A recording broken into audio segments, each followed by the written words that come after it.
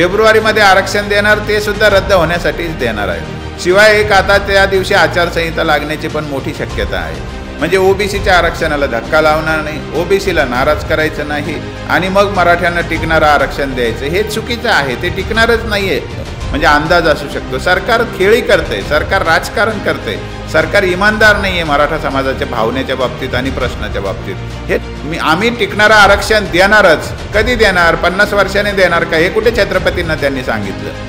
आम्ही टिकणारं आरक्षण ओबीसीतूनच देणार असं कुठे त्यांनी छत्रपतींच्या पायाशी सांगितलेलं आहे? त्यांनी देणार म्हणजे असं मोगम सांगितलेलं आहे, त्यामुळे त्याच्यावर भरोसा ठेवता येणार नाही।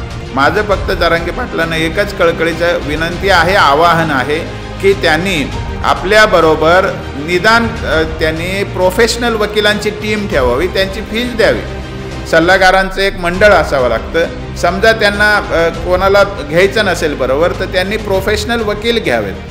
नाही, आता समाधानी नाही आहोत, मराठा समाजाची फसवणूक झालेली हे ये रे माझ्या मागल्या अशी एक म्हण आहे की जे पूर्वी होतं तेच आताही झालं। म्हणजे ओबीसीच्या आरक्षणाला धक्का लावणार नाही, ओबीसीला नाराज करायचं नाही आणि मग मराठ्यांना टिकणारं आरक्षण द्यायचं, हे चुकीचं आहे, ते टिकणारच नाहीये। ओबीसीला धक्का नाही लावायचा, घटनात्मक आरक्षण नाही द्यायचं, आणि मग काय टिकणारं आरक्षण देणार, कुठे खिशात ठेवलं की यांच्या? ह्या गोष्टी कशा आहेत, सगळ्या फसवणुकीच्या आहेत। फेब्रुवारीमध्ये आरक्षण देणार ते सुद्धा रद्द होण्यासाठीच देणार आहेत। शिवाय एक आता त्या दिवशी आचारसंहिता लागण्याची पण मोठी शक्यता आहे। त्यावेळेला राम मंदिराचा माहोल इतका मोठा होणार आहे की त्याच्यात मराठा आंदोलन गुडूप होऊन जाईल असं सरकारचं एक होरा असू शकतो, म्हणजे अंदाज असू शकतो। सरकार खेळी करते, सरकार राजकारण करते, सरकार इमानदार नाहीये मराठा समाजाच्या भावनेच्या बाबतीत आणि प्रश्नाच्या बाबतीत, हे ढळढळीत सत्य आहे। त्यांनी कितीही आव आणू द्या, छत्रपतींच्या पायाची कितीही शपथ घेऊ द्या, आम्ही टिकणारं आरक्षण देणारच, कधी देणार, 50 वर्षांनी देणार का, हे कुठे छत्रपतींना त्यांनी सांगितलं? आम्ही टिकणारं आरक्षण ओबीसीतूनच देणार असं कुठे त्यांनी छत्रपतींच्या पायाशी सांगितलेलं आहे? त्यांनी देणार म्हणजे असं मोगम सांगितलेलं आहे, त्यामुळे त्याच्यावर भरोसा ठेवता येणार नाही। म्हणून आंदोलन हे चालूच ठेवावं लागणार आहे, आंदोलनाचा दबाव ठेवावाच लागणार आहे।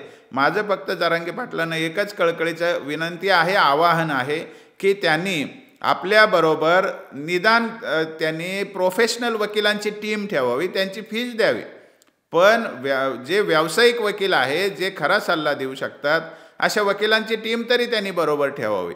त्यांनी खरं म्हणजे छत्रपती शिवाजी महाराजसुद्धा अष्टप्रधान मंडळाच्या माध्यमातून कारभार करायचे।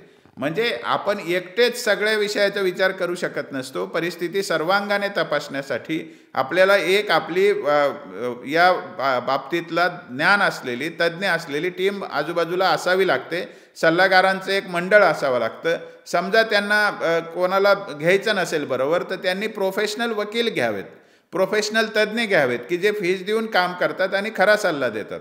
तसे घेण्याने काय होईल तर निदान व्यावहारिक काय, पदरात काय पडू शकतं, सरकारने काय दिलं तर ते टिकू शकतं, याची माहिती खरी त्यांना मिळेल आणि त्याच्यातून मराठा समाजाचे हित होईल आणि आंदोलन आपलं थंड पडणार नाही।